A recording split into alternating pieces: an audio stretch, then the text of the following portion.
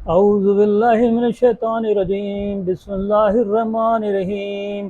اللہم صلی علی سیدنا محمد وعلی آل سیدنا محمد بعدد کل ذرۃ مئات الف الف مرۃ۔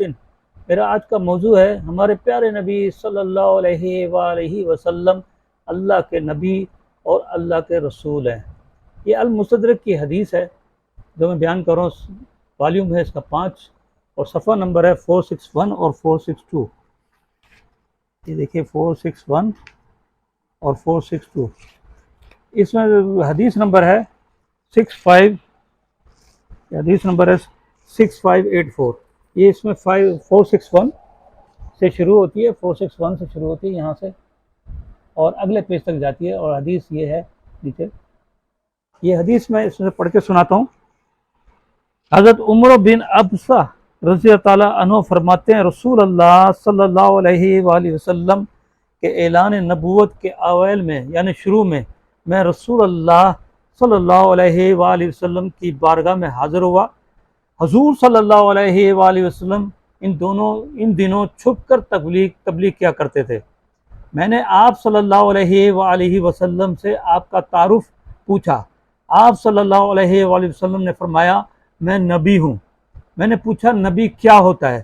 آپ صلی اللہ علیہ وآلہ وسلم نے فرمایا، اللہ کا رسول۔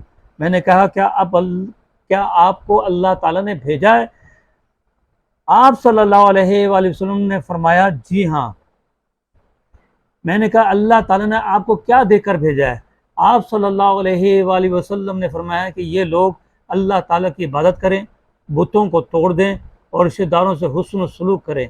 میں نے کہا آپ کتنا اچھا پیغام لائیں، آپ کے پیغام پر کتنے لوگ آپ پر ایمان لائے ہیں؟ آپ صلی اللہ علیہ وآلہ وسلم نے فرمایا، ایک آزاد اور ایک غلام، یعنی ابو بکر رضی اللہ عنہ اور حضرت بلال رضی اللہ عنہ۔ حضرت عمر بن ابسہ رضی اللہ عنہ فرماتے ہیں، میرے خیال میں چوتھے نمبر پر اسلام لانے والا شخص ہوں۔ پھر میں نے اسلام قبول کر لیا۔ میں نے عرض کی، یا رسول اللہ صلی اللہ علیہ وآلہ وسلم، کیا میں آپ کے ہمراہ رہ سکتا ہوں؟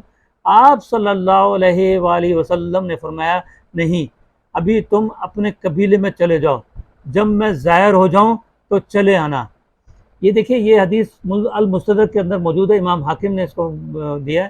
پھر اس کے اندر نیچے لکھتے ہیں یہ حدیث صحیح الاسناد ہے، لیکن امام بخاری رحمۃ اللہ اور امام مسلم رحمۃ اللہ نے اس کو نقل نہیں کیا۔ اب دیکھیں کہ یہ کہتے ہیں کہ حدیث ان کے مطابق بالکل صحیح ہے۔ المستدرک نے اس حدیث کو کوٹ کیا ہے اور وہ کہتے ہیں کہ امام بخاری اور جو امام مسلم ہے جنہوں نے اپنی کتابیں بنائی ہیں، اس کے اندر جو ہے نا انہوں نے اس کا ذکر نہیں کیا۔ اب یہ کیوں نہیں کیا یہ وہ بہتر جانتے ہیں، لیکن یہ المستدرک کے موجود ہے اور صحیح حدیث ہے۔ آج کل جو ہے نا فتنے کا دور ہے۔ اب تو کچھ فتنے ایسے بھی ہیں جو کہتے ہیں کہ ہمارے پیارے نبی صلی اللہ علیہ وآلہ وسلم آخری نبی تو ہیں، لیکن نعوذ باللہ رسول اللہ آخری نہیں۔ رسول تو آتے رہیں گے، نعوذ باللہ رسول تو آتے رہیں گے، نبی تو آخری تھے۔ اس حدیث کے بعد اگر کوئی سمجھتا ہے کہ ہمارے پیارے نبی صلی اللہ علیہ وآلہ وسلم آخری نبی تو ہیں لیکن نعوذ باللہ آخری رسول نہیں ہیں، تو وہ کافر ہیں، کیونکہ اس حدیث کے مطابق ہمارے پیارے نبی صلی اللہ علیہ وآلہ وسلم نبی تو ہیں تو اللہ کے رسول بھی ہیں۔ اور جب ہمارے پیارے نبی صلی اللہ علیہ وآلہ وسلم ایک حدیث کے مطابق اور قرآن مجید کے مطابق کہ آخری نبی ہیں، تو ہمارے پیارے نبی صلی اللہ علیہ وآلہ وسلم آخری رسول بھی ہیں۔ یہ ہمارا ایمان ہونا ضروری ہے، کیونکہ سوشل میڈیا جو ہے اس میں بہت سارے فتنے موجود ہیں، اور جو ہمارے ایمان کے دشمن ہیں اور ہم ایمان کھانے کے لیے بیٹھے ہوئے ہیں۔ ہمیں اپنے آپ کو بچانا ہے، اپنے بچوں کو بچانا ہے، اپنی نسل کو بچانا ہے، اور اس کا ایمان پورا پکا کرنا ہے کہ ہمارے پیارے نبی صلی اللہ علیہ وآلہ وسلم آخری نبی بھی ہیں اور آخری رسول بھی ہیں۔ اب ان کے بعد کوئی آخری نبی آئے گا نہ کوئی رسول آئے گا۔ یہ ایمان اپنا مضبوط کرنا ہے، ورنہ اگر یہ ایمان نہیں ہے تو ہمارے قانون کے مطابق ویسے بھی کافر ہو جاتے ہیں۔ اللہ تعالیٰ ہمیں دین کے سیدھے راستے پہ چلنے کی توفیق عطا فرما۔ اللہ ہمیں دین کی سمجھ عطا فرما، ہمیں ان کے راستے پہ چلا جن پر تیرا انعام ہوا، ان کے راستے بچا جن پر تیرا غضب ہوا۔